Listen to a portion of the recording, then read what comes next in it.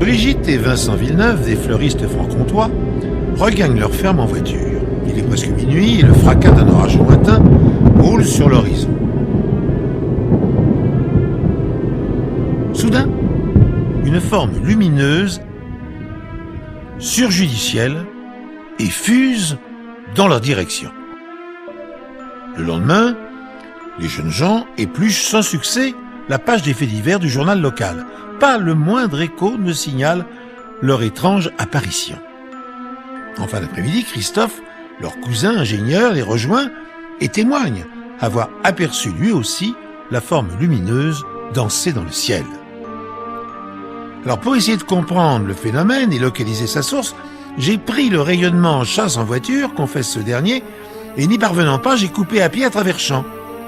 Une demi-heure plus tard, je me suis retrouvé devant le perroquet, vous savez, cette boîte de nuit isolée en race campagne. Et là, j'ai constaté qu'un puissant rayon laser, fixé sur le toit, émettait des éclairs stroboscopiques. Alors plus tard dans la soirée, j'y suis retourné pour interroger le gérant. Il m'a expliqué que le rayon tournait sur son axe en 1 minute, frappant exactement les points cardinaux toutes les 15 secondes. Plus tard, posté à l'entrée du village, j'ai observé que l'éclair passait au-dessus du pare-brise des voitures, mais qu'il se défractait sur celui des camions, situé plus haut. Pour que le phénomène puisse se produire, il faut que rayon et camion soient parfaitement synchronisés. La conjonction des deux éléments est aléatoire et seul le hasard en décide. Les effets se succèdent alors à quelques minutes d'intervalle, et lorsque le trafic se ralentit, les effets lumineux s'espacent jusqu'à la fermeture de la boîte de nuit vers 4 heures du matin. L'explication limpide, scientifique, convainc le jeune couple. Adieu, hallucinations et phénomènes bizarres. Adieu, petits hommes verts, venus narguer l'humanité. Le mois suivant, après avoir séjourné quelques jours à Paris, Vincent et Brigitte sont de retour au village. En atteignant leur ferme, alors que la nuit est déjà tombée, la forme blanche et dansante leur apparaît une nouvelle fois. Elle se balance gracieusement, se concentre en boule et plonge vers l'horizon à une vitesse fulgurante. L'apparition, devenue presque familière, fait sourire le jeune couple. « Bienvenue chez les extraterrestres !»